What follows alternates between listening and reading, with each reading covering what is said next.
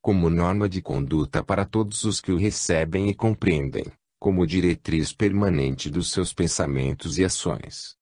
Quanto ao item C da divisão que estabelecemos, e em que incluímos as palavras do Evangelho arguir o mundo do pecado, da justiça e do juízo, ele envolve, segundo pensamos, a ação social do Espiritismo, como reformador do mundo, como iniciador da sociologia, segundo disse Emmanuel. Essa tarefa será cumprida pelo Espiritismo, também a seu tempo, como vimos no capítulo anterior. Mesmo porque, como diz o Eclesiastes, Deus fez tempo para tudo, e cada coisa há de chegar a seu tempo, nem antes, nem depois. Verificado assim que o Espiritismo é de fato o Consolador prometido pelo Cristo, não nos devemos perturbar com a oposição dos clérigos, sejam eles católicos ou protestantes. A história nos revela que a Igreja é constituída, baseada em cânones definitivos, estratificada em seus princípios, ossificada nos seus dogmas de fé e materializada no interesse profissional dos seus sacerdotes. Não é a primeira vez que se recusa a aceitar o cumprimento das profecias em que assentou os seus próprios alicerces. É o texto sagrado mesmo, são as passagens evangélicas, que nos falam da maneira pela qual a Igreja judaica, cega no seu orgulho, não aceitou na vinda do Cristo o cumprimento da anunciação do Messias. O mesmo que a Igreja da época fez com relação ao Cristo, a Igreja de hoje faz, no tocante ao Espiritismo. Aliás, as semelhanças históricas são muito profundas. Os judeus se consideravam sentados na cadeira de Moisés, e do alto dessa cátedra anatematizaram o Messias. Os cristãos de hoje se julgam sentados na cadeira de Pedro, de cima da qual dardejam os raios da sua maldição sobre o Consolador prometido. Mas da mesma maneira pela qual o Cristo respondeu aos seus acusadores, através de suas obras, o Espiritismo responde aos seus detratores, mostrando-lhes os frutos da sua propagação na terra, frutos de cura e de consolação para todos os deserdados e infelizes, ricos ou pobres, onde quer que se encontrem e a eles se dirijam. Seria fastidioso enumerarmos outras várias objeções teológicas levantadas contra o Espiritismo. A teologia é terreno fértil em afirmações e contestações de toda espécie. Nunca, talvez, a imaginação humana tenha encontrado campo mais vasto, em que melhor se pudesse sentir, para o livre exercício do seu poder de autocontradição.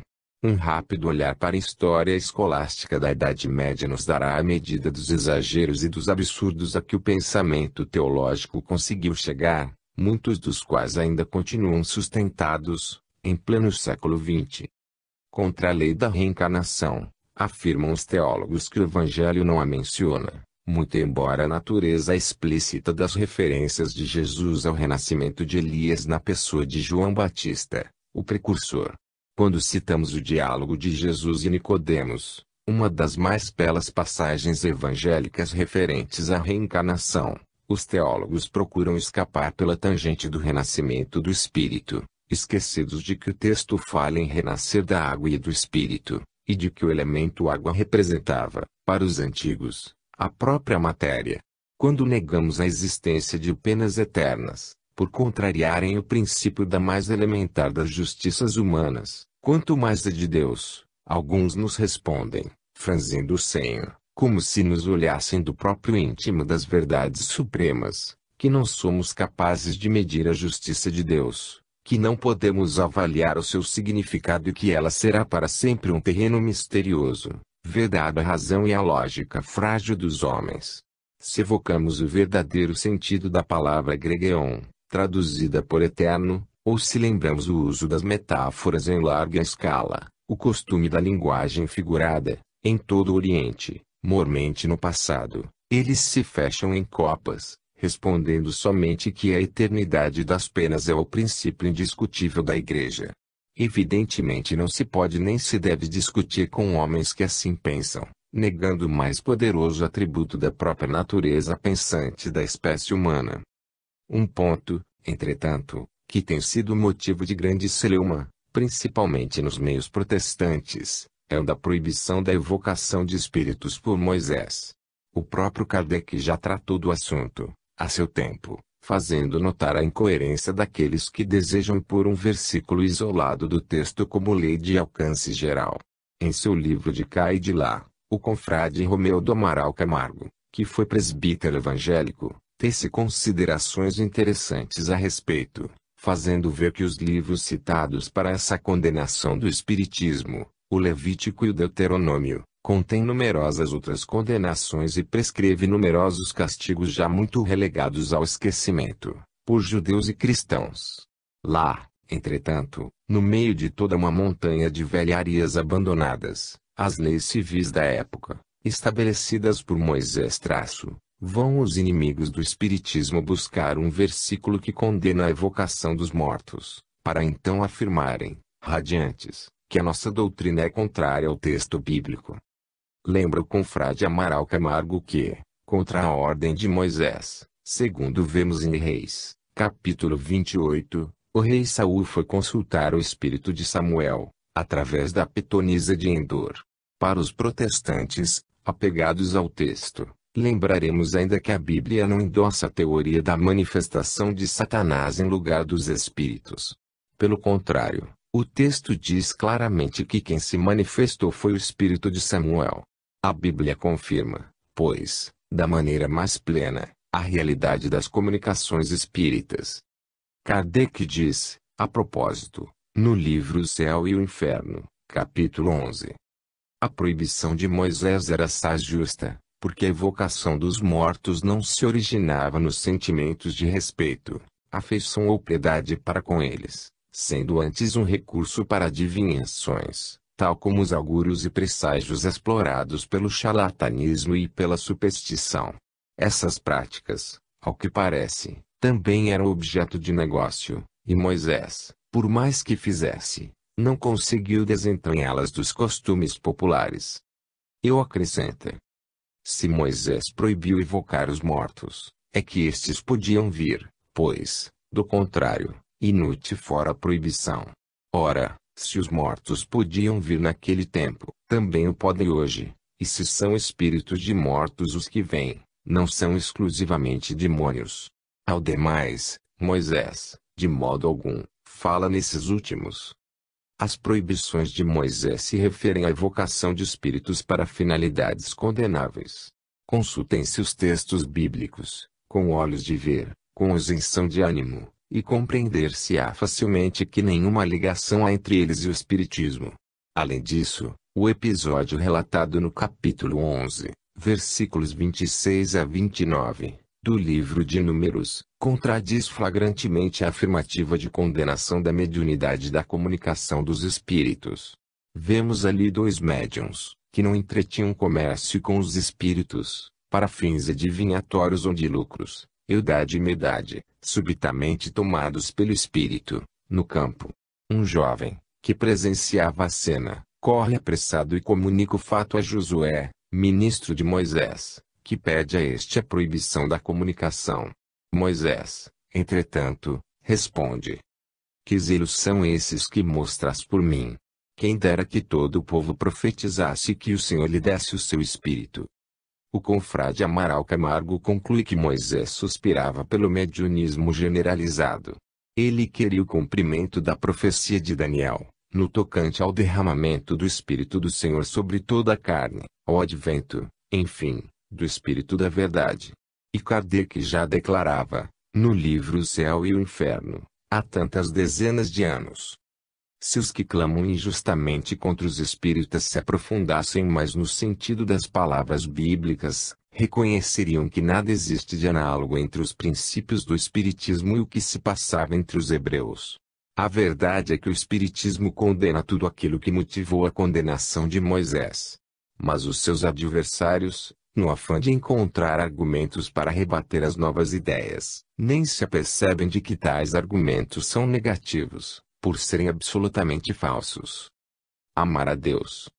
Não somente um ilustre pastor protestante nos fez certa vez essa pergunta, como também o reverendo Otoniel Mota explanou, do ponto de vista protestante, no seu livrinho Temas Espirituais, afirmando que os espíritos não podem amar a Deus, uma vez que não lhe atribuem nenhuma espécie de forma. Tivemos já a oportunidade de lembrar a ambos outro mandamento bíblico, aliás tão invocado pelos presentes, o de que não devemos adorar imagens. Esse mandamento foi renovado por Jesus, quando disse que devíamos adorar a Deus em espírito e verdade. Analisando ambos, e tendo em vista o que dissemos no capítulo anterior, compreenderemos que o Espiritismo vem renovar também a compreensão desses mandamentos, abrindo a inteligência do homem para a compreensão de Deus em espírito e verdade, única maneira de ele o adorar independentemente de qualquer imagem. De um ponto de vista material, sabemos que há imagens de madeira, de barro, de metal e de outros elementos. Entretanto, do ponto de vista espiritual, devíamos saber que há também outras espécies de imagens, e muito especialmente as imagens mentais. Por acaso podemos admitir que a adoração de uma imagem mental seja menos condenável do que a das imagens materiais? Podemos admitir que não seja idolatria a adoração de ídolos mentais, forjados pelo homem à sua imagem e semelhança. Contra a idolatria mental, tão perniciosa quanto a material, se ergue o Espiritismo. Essa idolatria levou o Antero de Quental a escrever o célebre soneto em que considera Deus como um ser criado pelo homem, a imagem e semelhança deste. Levou também Marx e Engels a considerarem o fenômeno Deus como a simples projeção do homem a um plano superior, no anseio natural de querer superar as circunstâncias que o dominam e escravizam, na Terra. Graças à idolatria mental, os filósofos materialistas conseguiram desferir profundos golpes na crença de muitos homens acostumados a pensar. E multidões de crentes, por sua vez, no mundo inteiro, desviaram o sentimento de amor que deviam dedicar a Deus, para o simples ídolo mental que a religião lhes oferecia. Com isso, tornaram morta a sua própria fé, tiraram-lhe todas as possibilidades de expansão dinâmica, reduzindo-a a uma expressão inferior de puro fetichismo. O Espiritismo apresenta-nos a seguinte constituição do universo.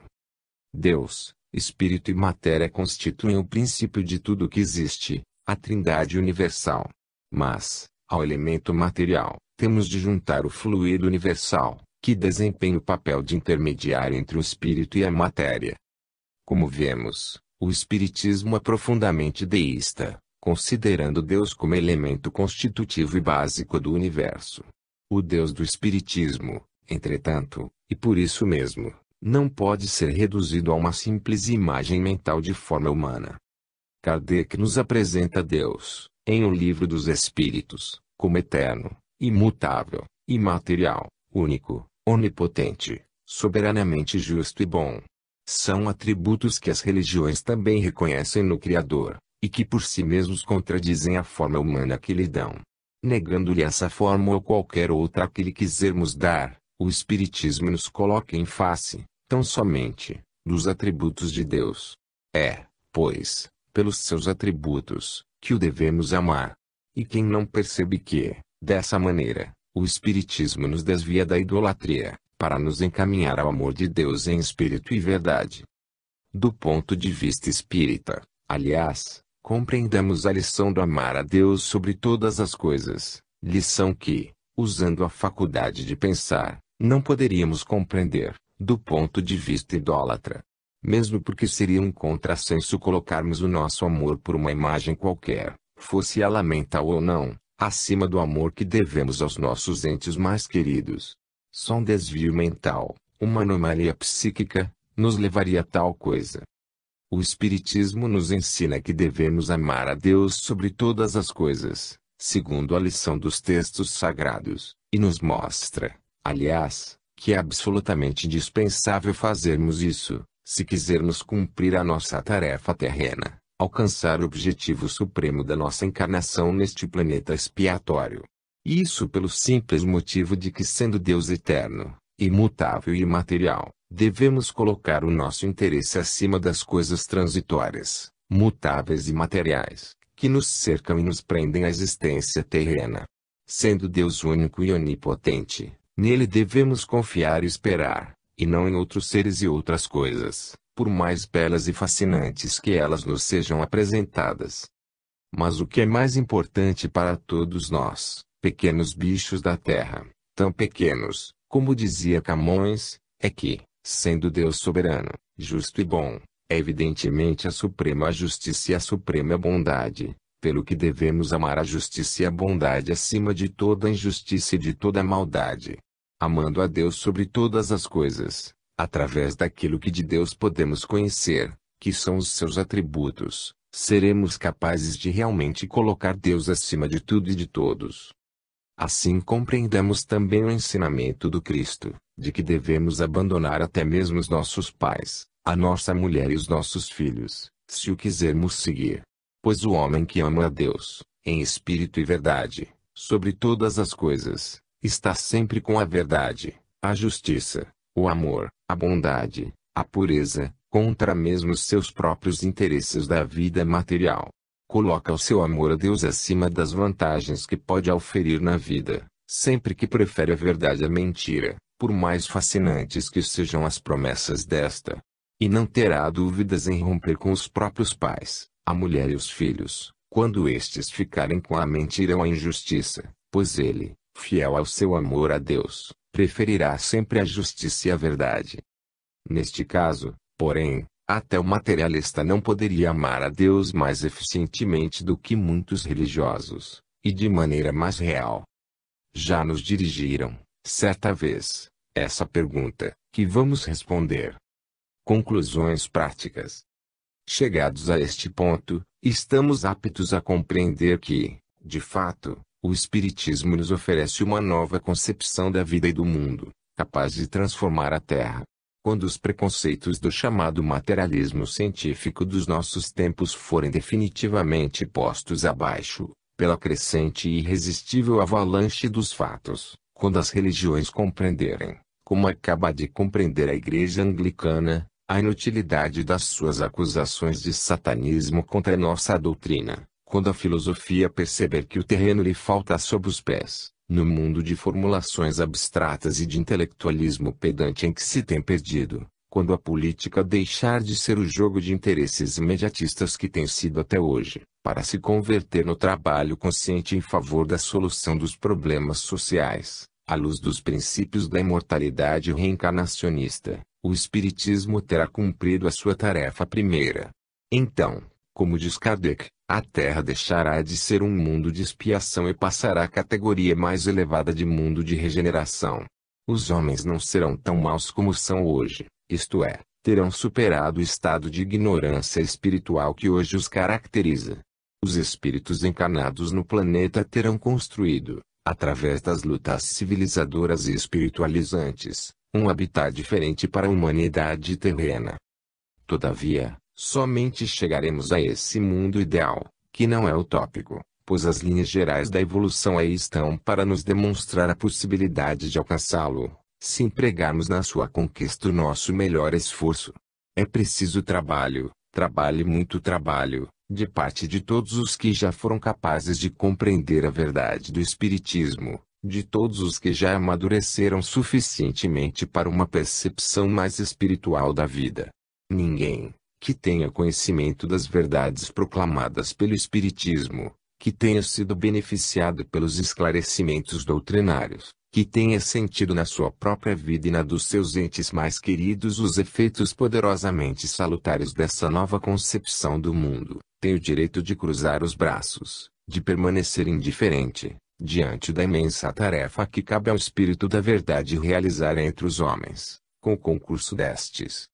Em seu livro Porque Creio na Imortalidade Pessoal, já citado nestas páginas, vimos que um homem de ciência da estatura mental de Sir Oliver Lodge considera o Espiritismo como uma nova revolução copérnica. E estudando os diversos aspectos da doutrina, chegamos à conclusão de que essa afirmativa do grande físico deve despertar-nos para um conhecimento melhor desse poderoso corpo de princípios que os Espíritos nos legaram, através do trabalho persistente e corajoso de Kardec. Temos de abrir os olhos, de ver, com os olhos bem abertos, que o Espiritismo não é apenas uma palavra de consolo que nos caiu no coração em meio de nosso desespero, não é somente uma vaga suposição de como se processam a morte e a vida, no ciclo incessante das suas manifestações, não unicamente um pretexto para o desenvolvimento da nossa curiosidade no trato dos fenômenos mediúnicos. Muito mais do que isso, O Espiritismo é o fermento da parábola evangélica, destinado a levedar toda a massa dos conhecimentos e das experiências do homem na terra, para o estabelecimento do reino de Deus entre todos os povos. É a poderosa alavanca que terá de arrancar o homem do lodo terreno para elevá-lo às estrelas, como diria Bradley. E essa alavanca está em nossas mãos. É nosso dever manobrá-la com a maior rapidez e decisão. Antes de tudo, portanto, devemos nos colocar na posição de quem não se contenta com o simples conhecimento intelectual dos princípios espíritas. Aceitar a doutrina, tão somente nas linhas da sua estrutura filosófica, não basta para solucionar senão o problema da nossa vaidade pessoal, da nossa vontade individual de conhecer verdades que outros desconhecem. Precisamos compreender que o Espiritismo não é produto do intelecto ou da imaginação, mas uma doutrina de vida, que nasceu da dor e do sofrimento do homem, da sua angústia em face das experiências penosas da terra, do seu próprio amadurecimento, ao sol do trabalho rude e milenar, no seio do imenso processo de elaboração biológica do planeta. Precisamos, ao mesmo tempo, compreender, sentir e viver o Espiritismo. O conceito de espiritismo prático, hoje tão difundido como simples sistema de realização de sessões, deve se converter em sistema de vida espírita, de norma de pensamento e ação, de conduta, para todos nós. De vez que o Espiritismo nos mostra um objetivo para a existência do homem na Terra, e que compreendamos esse objetivo, não se poderia aceitar que continuássemos de braços cruzados, esperando que as forças da vida nos impulsionassem, sem nada fazermos de nós mesmos, em favor do nosso avanço naquele sentido entrevisto. O homem vive para quê? Para melhorar a si mesmo e melhorar aos demais, para evoluir de animal espiritual, para transformar os seus instintos em intuições, para alcançar sempre e sempre planos mais elevados para os seus sentimentos e a sua capacidade espiritual de percepção do universo. Se assim é, por que motivo havemos de continuar fechados no pequenino mundo das nossas aflições cotidianas, atormentados por mil problemas passageiros, que nada significam para nossa vida infinita? Só seremos coerentes com novos conhecimentos adquiridos quando nos dispusermos a modificar a nossa própria vida, encarando-a como um processo contínuo, de expansão e de libertação da nossa personalidade, de realização de nós mesmos em face da realização universal. Não mais nos prenderemos às preocupações de rotina, chorando e sofrendo pelos pequenos percalços da existência. Entendendo que a vida é um processo de evolução e que todos os seus acontecimentos nada mais são do que vagas impetuosas do imenso oceano da evolução universal, a nos impelir para frente, aprenderemos a acompanhar esse impulso, caminhando com a vida. Há uma velha imagem da vida, que muito nos ajudará a compreender a atitude que devemos assumir. Diremos que a vida é um rio, imenso rio, cujas nascentes se perdem no desconhecido do tempo e do espaço, cujas águas rolam através do infinito, passando por miríades de formas, por milhões de paisagens, para desembocar, afinal, no oceano longínquo da perfeição. Nós, os homens, nada mais somos do que habitantes das águas da vida. Estamos em meio do rio e as águas correntes passam por nós com incrível rapidez, sem parar, avançando sempre para o seu objetivo. Se olharmos ao redor, sentiremos a vertigem das águas. Tudo flui, tudo passa, tudo se esvai em torno de nós. Aquilo que ontem existia, hoje não existe mais. O que ainda há pouco era, já agora não é. Paisagens, flores, animais, a própria sociedade humana, tudo se transforma incessantemente. Nossos amigos e nossos entes mais queridos não permanecem eternamente conosco. Pelo contrário, como que levados de roldão nas águas da vida, que outros diriam da morte, se perdem, uns após outros, no fluir contínuo do tempo. Nós mesmos envelhecemos. Sentimos que dia a dia nos aproximamos do fim. E por mais que lutássemos em sentido contrário, nada poderíamos fazer. É que as águas do rio não param de correr e não poderíamos fazê-las parar. Elas passam por nós com velocidade vertiginosa. Empurram-nos, arrastam-nos, e quanto mais teimamos em ficar onde estamos, em não caminhar com elas, mais o seu atrito nos desgasta, arrancando-nos a própria roupa, despindo-nos, e por fim sangrando-nos a própria pele. A única atitude sensata que poderíamos assumir, dentro do rio, seria de nos deixarmos levar pelas águas. Mas estamos demasiado cônscios da nossa personalidade, demasiado convencidos da nossa individualidade, do nosso eu, e temos medo de nos dissolvermos nas águas, de deixarmos de ser nós mesmos. Então, cheios de angústia, nos agarramos às raízes do barranco, nos penduramos aos ramos que se debruçam sobre o rio, nos abraçamos uns aos outros ou nos troncos que rolam ao sabor das águas, ou ainda, mais desesperados, nos apegamos às pedras que repontam, agudas e ásperas, do leito lodoso. E assim nos defendemos. Mas é uma defesa desesperada, pois as águas são mais fortes do que nós e não cessam de passar. Sofremos e nos angustiamos. Entretanto, se compreendêssemos que as águas não são inimigas, que são, pelo contrário, o elemento em que vivemos e que o seu impulso é benéfico, tudo se resolveria facilmente. Sem relutância, nos entregaríamos à correnteza. E ela, suave e leve como um córrego a levar uma flor, nos conduziria através das paisagens conhecidas e desconhecidas, rumo ao nosso verdadeiro destino. Essa imagem nos lembra aquela passagem evangélica, tão obscura para os que não compreendem o sentido da vida: aquele que quiser salvar a sua vida, perdê-la, mas aquele que a perder por amor de mim, salvá-la. Disse o Padre Alta, no seu admirável livro O Cristianismo do Cristo e dos seus Vigários, que Jesus está para nós na posição de um grande nadador, ensinando-nos a nadar. A imagem condiz com a que expusemos acima. E é por isso que ele nos ensinava a nos entregarmos às águas, sem temor de perder, com isso, a nossa vida. Quanto mais um homem se apega às suas ideias pessoais, aos seus caprichos, aos seus sistemas, mais se distancia dos outros, mais se afasta da vida. Quem não conhece esses temperamentos confinados, essas criaturas ranzinzas, cheias de coisinhas, que estão sempre de prevenção contra tudo e contra todos, pois não são outra coisa senão indivíduos agarrados fortemente às raízes do barranco. Eles se defendem da vida e dos homens, querem viver a seu modo, fechados nos seus costumes. Quem quiser tirá-los para fora da cova mental e psíquica em que eles se meteram, por vontade própria, será considerado inimigo. No entanto, se os levarmos a um médico psiquiatra, este os considerará enfermos, que de fato são, e lhes receitará os meios necessários à libertação. Na vida comum, fora desse terreno específico da patologia psíquica, nós também, quase todos, somos espíritos confinados, somos doentes, apegados à rotina de uma vida sem sentido, lutando contra as águas do rio da vida, que nos querem levar para a libertação. Se quisermos continuar nessa atitude, só poderemos aumentar os nossos sofrimentos e as nossas dores. A lição do Cristo se torna, pois, muito clara, diante dos ensinamentos espíritas. A vida não é fixa, não é sólida, não é estável.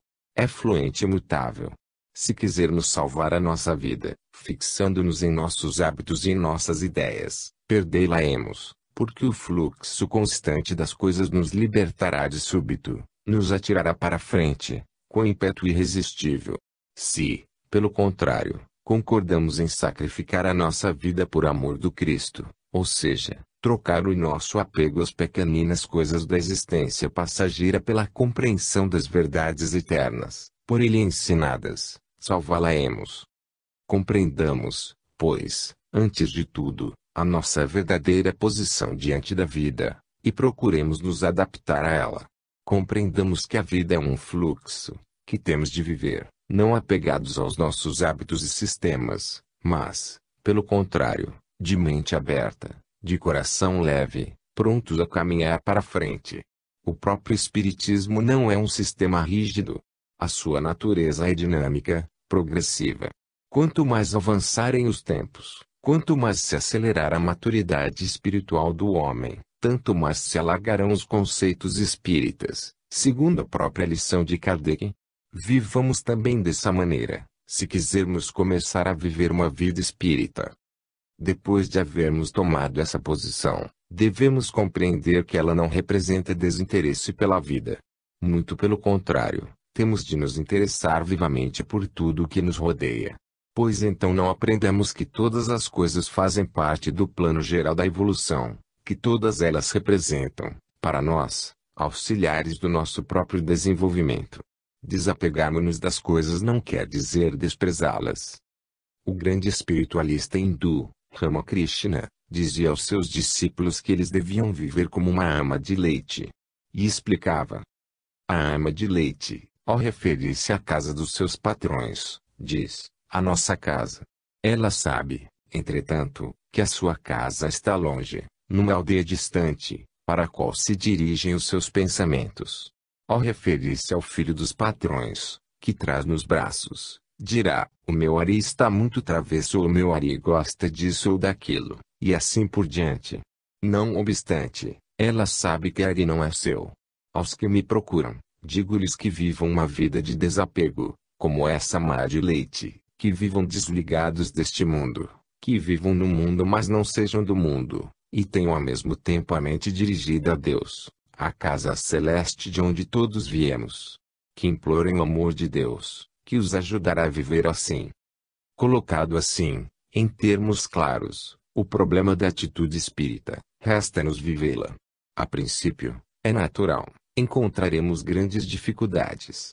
Mas pouco a pouco aprenderemos a olhar a vida e o mundo de um ponto de vista espírita.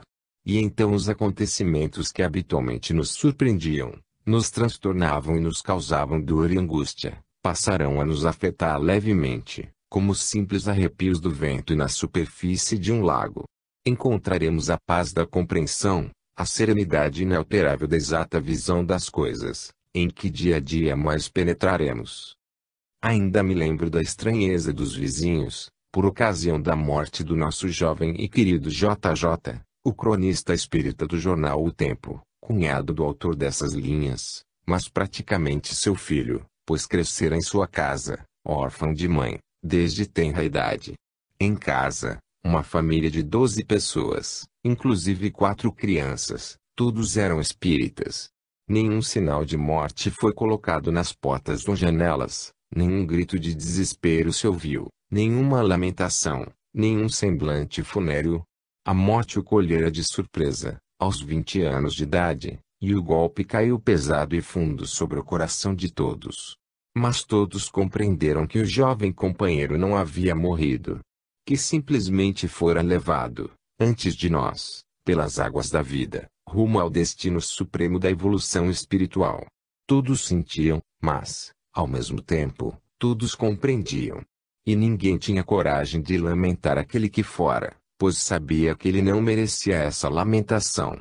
Meu filho, de 7 anos e pouco, certa noite, na hora de dormir, com os olhinhos distantes, apenas nos disse, como será o outro lado? Não.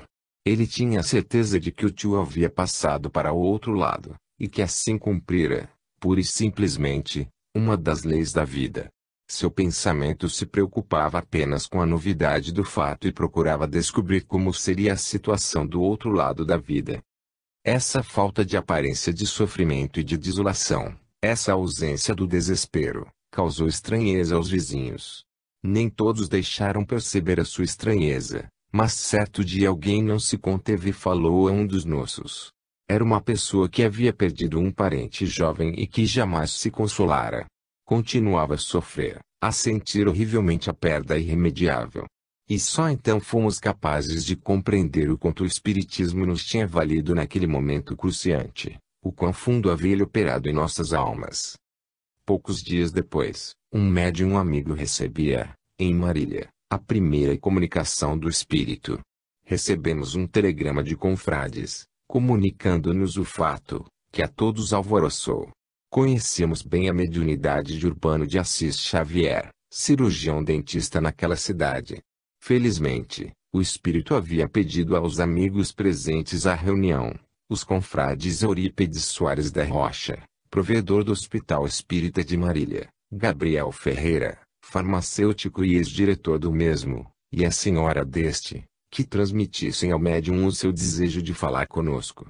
Urbano compreendeu a situação e, com sacrifício dos seus próprios interesses, viajou no dia seguinte para São Paulo. Em casa, todos reunidos, recebemos então a paga da nossa firmeza na convicção espírita. JJ se manifestou, amparado por espíritos amigos, que também conhecíamos, identificando-se plenamente e dando-nos mais uma vez a confirmação da sobrevivência. Tínhamos, assim, a prova de que a nossa atitude era certa, de que a nossa posição era exata. E a vida continuou, como sempre, no seu eterno fluxo, na terra e no espaço. O nascimento e a morte não devem nos perturbar mais do que o necessário para que sejam atendidos nas suas necessidades imediatas. As convenções humanas que cercam esses acontecimentos, procurando-lhes dar um caráter de mistério impenetrável, devem ser afastadas dos meios espíritas. Nada de sacramentos aparatosos inúteis, como os batizados religiosos, as unções do moribundo, a colocação de velas ou crucifixos nas mãos do morto ou em torno do cadáver, as preces em conjunto, lamuriosas e prejudiciais, nada de gritos de desespero ou de choradeiras infindáveis, nada de semblantes carregados, de préstitos sombrios, carregados de coroas, nada de luto e de aparências dolorosas. O espírita sabe que o nascimento e a morte não são mais do que acontecimentos normais da existência terrena. Sabe que os aparatos de que os homens revestiram, através dos tempos, essas ocorrências, são apenas produtos da ignorância, já agora superada pelos conhecimentos doutrinários. Deve banir, por isso mesmo, das casas espíritas, todos esses velhos aparatos da superstição e do atraso espiritual da humanidade, transformados no mais estéril e prejudicial dos convencionalismos. Por outro lado, na sua vida diária ele deve fazer o mesmo. A todo momento terá de encontrar-se com as manifestações convencionais do mundo. São os hábitos criados na sociedade pela incompreensão do homem, firmados através dos tempos, constituindo a rotina cotidiana das convenções. Contra ela, o espírita irá afirmando os novos hábitos denunciadores de uma diferente visão das coisas. Sua atitude será a de um simplificador da vida, a de um destruidor de convenções inúteis. Na sua vida particular, como homem de família e de sociedade, substituirá as expressões convencionais pelas atitudes simples e naturais, ditadas pelo coração em cada momento. Será o que realmente for, não o que pretenda ou que lhe seja. Na vida comercial ou profissional procurará substituir a ganância desenfreada ou o desejo instintivo de superar os companheiros para tirar vantagens pessoais, pelo simples cumprimento do dever, com vistas à realização das tarefas que lhe cabem e à satisfação das suas reais necessidades econômicas. Como a ama de leite de que nos fala Ramakrishna, ele saberá sempre que a fortuna, o êxito, a boa posição, não são mais do que o filho do patrão, do qual ele deve cuidar com o máximo de carinho, mas sem apego. No tocante aos princípios doutrinários, sabendo, como sabe, que o mundo necessita deles, tudo fará pela sua difusão. Trabalhando a sua própria vida, trabalhará também a vida do seu próximo, através da pregação e do exemplo. A pregação, ele a fará nas ocasiões oportunas, sempre que puder desviar a conversação dos rumos habituais, de futilidade e de maldade, para outros rumos, mais altos e mais belos, relacionando acontecimentos que sirvam de lições ou indicando mesmo as soluções doutrinárias para todos os problemas da vida. Não é somente através de discursos e de conferências que podemos pregar. Todos os espíritas, até os mais pobres de recursos intelectuais, podem tornar-se excelentes pregadores, despertando os homens para a compreensão verdadeira da vida. O exemplo ele dará através dos seus atos, da sua maneira de viver, de comerciar, de se desempenhar dos seus encargos profissionais, de tratar com os semelhantes na vida social. Mas feito isso, resta-lhe ainda um dever a cumprir, o trabalho em conjunto. Conhecedor que é da lei de fraternidade, não pode ele fechar-se, dentro do movimento doutrinário, numa espécie de individualismo espírita, fazendo espiritismo somente na sua casa ou no âmbito individual das suas atividades. É necessário ir mais longe, ligando-se às associações doutrinárias, contribuindo para o trabalho dos centros e dos núcleos, esforçando-se em favor das boas iniciativas espíritas. Chegamos, neste ponto, a um assunto da maior relevância para todos os espíritas. A vida das sociedades doutrinárias é de grande importância para a boa e séria propagação dos princípios espíritas no mundo. Por isso mesmo, cabe a todos nós uma parcela de responsabilidade pelas atividades dessas associações. Grande número delas, infelizmente, desviam-se facilmente do caminho seguro, levadas por homens vaidosos e ignorantes, que a si mesmos se atribuem poderes excepcionais, assistência privilegiada, capacidade única de direção. Os espíritas sinceros e esclarecidos não podem fechar os olhos a essa situação. É seu dever contribuir para a volta das associações a um roteiro seguro, se não pessoalmente, por falta de aptidões pessoais, pelo menos reforçando o trabalho dos que lutam contra essas deturpações e esses desvios. Um dos vícios ainda persistentes no movimento espírita é do personalismo mais feroz, na realização de obras de caráter doutrinário. Todo indivíduo que se julgue dotado de capacidade para fazer alguma coisa, procura logo fazê-la por conta própria, individualmente, não raro firmando o seu nome, como se ele fosse o objetivo e não o realizador da iniciativa. Contra isso temos de lutar, incessantemente. Precisamos convencer os espíritas da necessidade de trabalhos em conjunto, visando as soluções mais amplas dos problemas doutrinários. A União das Sociedades Espíritas, USE, surgida em São Paulo, é uma tentativa nesse sentido, e devemos prestigiá-la. Não obstante, é necessário maior cuidado, para que um movimento como a USE também não seja desviado dos seus verdadeiros objetivos. O perigo desse desvio já se tornou evidente, com a criação de um Departamento de Unificação Nacional, no Rio de Janeiro, subordinado à Federação Espírita Brasileira. A unificação do movimento espírita, tanto no âmbito municipal, através das uniões municipais espíritas, quanto no estadual ou no federal, e até mesmo, futuramente, no continental e no mundial, já existem organismos dessa natureza, como a Confederação Espírita Pan-Americana e a Federação Espírita Mundial. Deve ser feita através de organismos amplos, de representação coletiva, e não de pequenas sociedades, enfeixadas nas mãos de um grupo reduzido. Em cada organismo unificador devem estar presentes os representantes eleitos de grandes massas espíritas, da maneira mais democrática possível, a fim de que o movimento não se desvie do seu sentido livre e libertador, isto porque o Espiritismo é doutrina, como vimos, de liberdade e fraternidade, jamais de coação e imposição, através de autoridades arbitrariamente constituídas. Nosso trabalho deve ser no sentido de unir os espíritas para o esforço comum em prol da causa, e não de submetê-los ao arbítrio de instituições dirigentes. Súmula Espírita. Allan Kardec escreveu uma monografia que todos os espíritas deviam ler e reler, mesmo aqueles que se dizem espíritas de 30 anos e os que nasceram espíritas. Trata-se da obra O que é o Espiritismo, título do qual o padre Negromonte, quase um século mais tarde, resolveu se apropriar, para uma obra de combate ao espiritismo. Essa monografia de Kardec arma os espíritas de poderosos argumentos contra os adversários da doutrina, e muito mais do que isso, dá aos espíritas uma visão geral do espiritismo, incluindo um resumo de O Livro dos Espíritos e outro de O Livro dos Médiuns. Nesta época de propagação intensiva do espiritismo, quando tantas deturpações e interpretações pessoais ameaçam a estrutura da doutrina, o ideal seria que todos os espíritas procurassem se abeberar, de quando em quando, no citado livrinho, mergulhando na leitura e meditação dos seus ensinamentos, antes de forjar por conta própria as soluções mais fáceis que a imaginação costuma dar a todos os problemas humanos. Espiritismo é doutrina. Muitas pessoas, atraídas ao espiritismo pela força dos fatos, mas pouco afeitas à leitura e ao estudo, costumam praticá-lo através dos anos como quem pratica um ofício qualquer, aprendido na prática, numa pequena oficina de arrabaúde.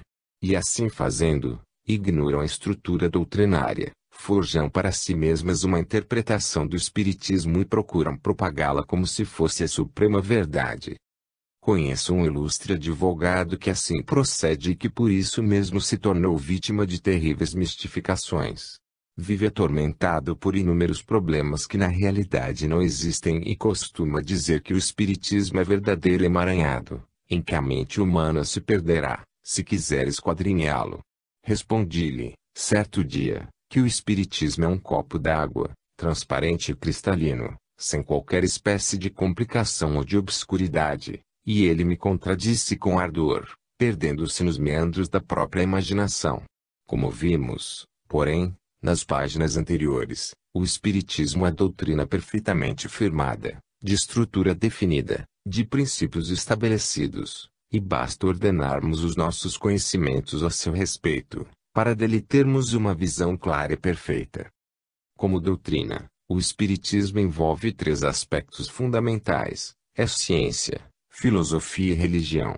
Muitas pessoas dizem que bastaria isso para tudo confundir na sua mente.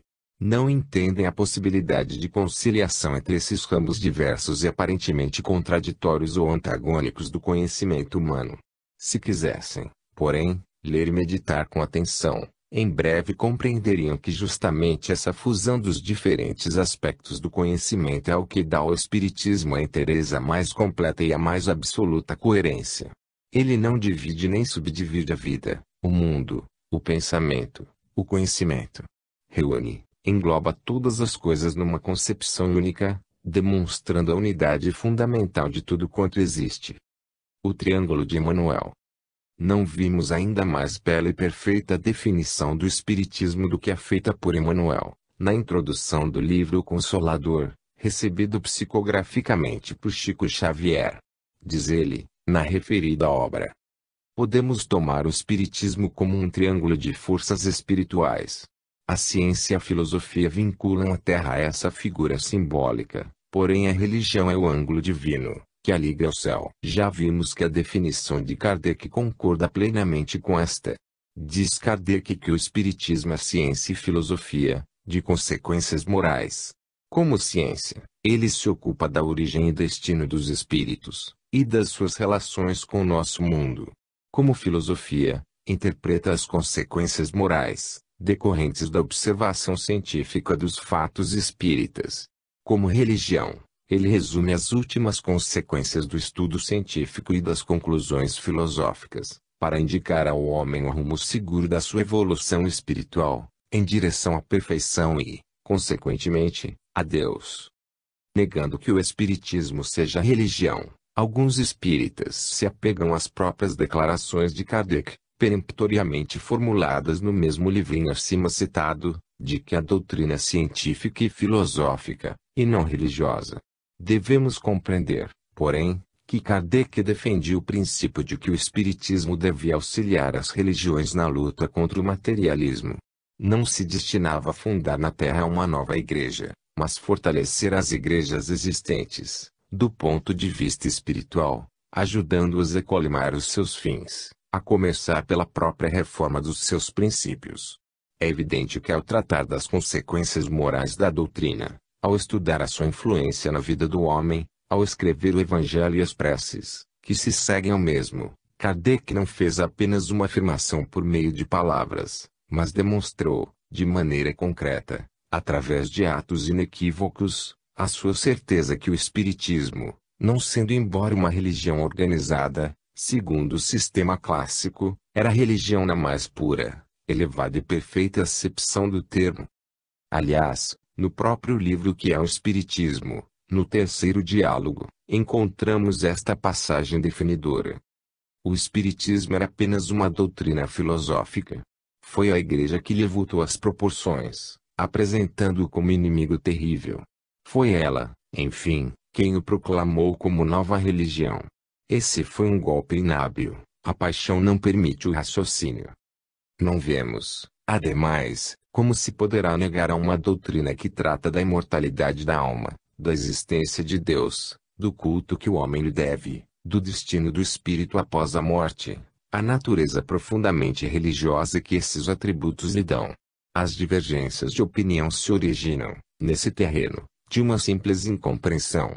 O Espiritismo não é uma religião no sentido clássico, dotada de um corpo sacerdotal e de um sistema litúrgico especial. Mas é simplesmente religião, contendo os princípios essenciais de que se serviram as religiões para criar o seu aparato exterior e fundar as igrejas. No Brasil, aliás, tudo indica que o Espiritismo está caminhando no sentido da formação de uma verdadeira igreja espírita, com hierarquia e culto, à maneira do que já fizeram, nos Estados Unidos, algumas centenas de espíritas de origem protestante.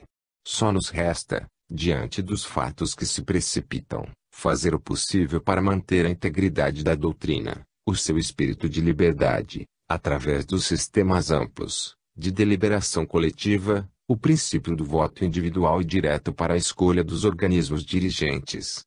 Os dogmas do Espiritismo. Positivada, assim, a natureza tríplice do Espiritismo, como ciência, filosofia e religião, devemos apreciar os princípios fundamentais da doutrina, que se resumem nos seguintes dogmas. A. Deus é a inteligência suprema do universo, causa primária de todas as coisas. B. O homem, criado por Deus, deve amá-lo sobre todas as coisas e ao próximo como a si mesmo. C. Tríplice é a natureza do homem, que se constitui de espírito, perispírito e corpo material. D. O espírito preexiste e sobrevive ao corpo, que lhe serve apenas para a realização de experiências de natureza evolutiva, no mundo material. I. O perispírito é um corpo espiritual, duplo do corpo físico, e meio de ligação entre o espírito e o corpo. F. A morte é o processo de desencarnação do espírito, ou seja, do seu desprendimento do corpo material, tornado imprestável pela doença, pela velhice ou por um acidente. G. As encarnações do espírito são sucessivas e progressivas, provindo dos reinos inferiores da natureza e prosseguindo através da evolução moral e espiritual do ser, até os mais elevados estágios da perfeição. H. A lei da reencarnação implica o efeito das consequências ou causas da vida anterior, na seguinte, de maneira que o homem é hoje o resultado do que foi no passado, e assim por diante. I. Tríplice é também a natureza do universo, que se constitui de Deus, causa primária, espírito, princípio inteligente, e matéria, elemento passivo. J. O elemento espiritual preexiste e sobrevive ao material, é a sua causa imediata e o seu imediato fim, e tudo o que existe no mundo material provém do mundo espiritual e ele retorna, no incessante processo da evolução de todas as coisas. K. Os espíritos povoam o elemento espiritual, que circunda e interpenetra o material, vivendo, portanto, ao nosso redor, de maneira invisível para o sentido visual comum, mas perceptível pelo aprimoramento das qualidades próprias de que o homem é dotado, e participam da vida humana, influenciando-a para o mal e para o bem. Ele, o mundo espiritual apresenta uma gradação infinita de seres, consequência natural da lei de evolução, que vai desde o espírito que ainda se prende à matéria e se julga encarnado, até os mais elevados seres, dos quais Jesus, o Cristo, é o supremo exemplo de que o homem tem notícia. M. Os espíritos não só influenciam os homens, como podem comunicar-se com eles, através das várias modalidades de mediunidade, a intuitiva, a de incorporação, a de efeitos físicos, a de materialização, a de voz direta, audiente, avidente, e diversas outras. N. Os homens exercem influência sobre os espíritos que vivem nas proximidades da Terra, podendo atraí-los consciente ou inconscientemente e orientá-los, esclarecê-los, doutriná-los durante as sessões práticas de espiritismo. A prece e a concentração mental com objetivos elevados são meios de vibração que o homem dispõe para atrair ou afastar as influências espirituais e orientar o seu próprio pensamento. P. Cada homem está sob a influência benéfica de um espírito protetor, ou guia espiritual, que é o anjo guardião das religiões, e sob o amparo dos espíritos familiares e amigos, que procuram auxiliá-lo, assim como sob a influência malfazeja de espíritos inferiores e de adversários e inimigos da presente ou de passadas existências. Que, pela sua conduta e sua firmeza no bem, O homem se liberta das más influências e ajuda os seus inimigos a se melhorarem.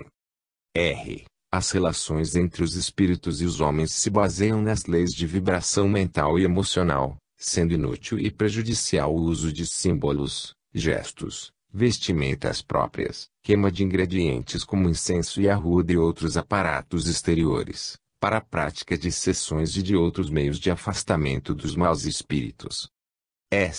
O amor de Deus é extensivo a todas as criaturas, sem qualquer distinção, não havendo razão de ser para a existência de sacramentos como o batismo, o casamento religioso, a extrema-unção e outros.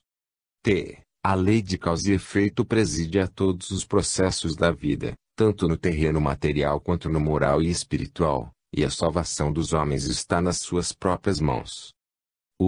A caridade é a lei principal da evolução do espírito e se traduz, não na simples distribuição de esmolas, mas no amor do homem pelo seu semelhante e por tudo quanto existe, pelo que o Espiritismo adota como lema a seguinte frase: fora da caridade não há salvação. O universo é infinitamente habitado, e os mundos que rolam no espaço carregam humanidades que não conhecemos, mas que se ligam a nós pela lei da solidariedade universal. Todo o universo conhecido é um processo único de evolução, que o homem tem a possibilidade de integrar de maneira consciente, desde que se decida acelerar a própria evolução. A palavra dogma suscita desconfiança no meio espírita, em virtude da campanha provocada pelos dogmas da Igreja. Devemos lembrar que a ciência também se baseia em dogmas, pontos firmados da sua doutrina de interpretação do mundo fenomênico. Dogma é todo o princípio fundamental de um sistema filosófico, científico ou religioso. A diferença entre os dogmas da Igreja e os do Espiritismo se funda na própria natureza de uns e de outros. Os dogmas da Igreja são fundados em suposições e impostos autoritariamente à razão. Os dogmas do Espiritismo são, como os da ciência, fundados na observação e na experiência, e oferecidos à razão como as conclusões lógicas a que se pode chegar, para a interpretação dos fatos. Como disse Kardec, os dogmas ou princípios do Espiritismo não são rígidos, podendo ser alterados pela demonstração evidente de princípios contrários. Até hoje, porém, os dogmas fundamentais da doutrina, de que demos acima uma interpretação, não sofreram nenhuma contestação científica positiva, mas apenas contradições filosóficas. Ora, como contra fatos não há argumentos e os fatos continuam a sustentar esses princípios, eles prevalecem. Poderiam dizer-nos que, se os dogmas são susceptíveis de revisão, a doutrina não está firmada. Responderíamos que o Espiritismo não pretende transformar-se num sistema ossificado, sem plasticidade, e por isso mesmo incapaz de interpretar a infinita fluidez e plasticidade da vida. Assim como não se pode interpretar, mas apenas figurar, de maneira precária, o movimento, no quadro fixo, também não se pode interpretar a vida e o mundo numa doutrina estratificada. Diriam, talvez, os adversários que o Espiritismo é precário, uma vez que a negação científica de um dos seus dogmas fundamentais, como a da independência do espírito, poria abaixo toda a estrutura doutrinária. Não tenhamos dúvidas a respeito. De fato, se nos provarem, cientificamente, que o espírito não passa de efeito e não causa, o Espiritismo estará falido e o abandonaremos imediatamente. Até lá, porém, continuaremos com ele. Mesmo porque, como já demonstramos nas páginas anteriores, consideramos ocorrido justamente o contrário, ou seja, o Espiritismo já demonstrou experimentalmente a independência do espírito, e com isso derrogou um dos dogmas fundamentais da ciência materialista, que subsiste apenas, graças à capacidade de teimosia do espírito humano. Culto espírita. O Espiritismo não possui nem recomenda a prática de qualquer espécie de culto exterior. Pelo contrário, condena essas práticas, no âmbito da doutrina, como prejudiciais, por desviarem o homem do único e verdadeiro culto, que é o interior, o do coração e da consciência. Os espíritas que usam altares, que consideram a mesa de sessões como objeto sagrado, que se servem de imagens de santos e os outros objetos religiosos para a evocação dos espíritos, que usam vestimentas especiais para os médiuns ou o presidente dos trabalhos, que se entregam a defumações e queimam incenso, velas, arruda e outros ingredientes nas sessões, estão em contradição com os princípios da própria doutrina que dizem professar. Assim também os que fazem batismo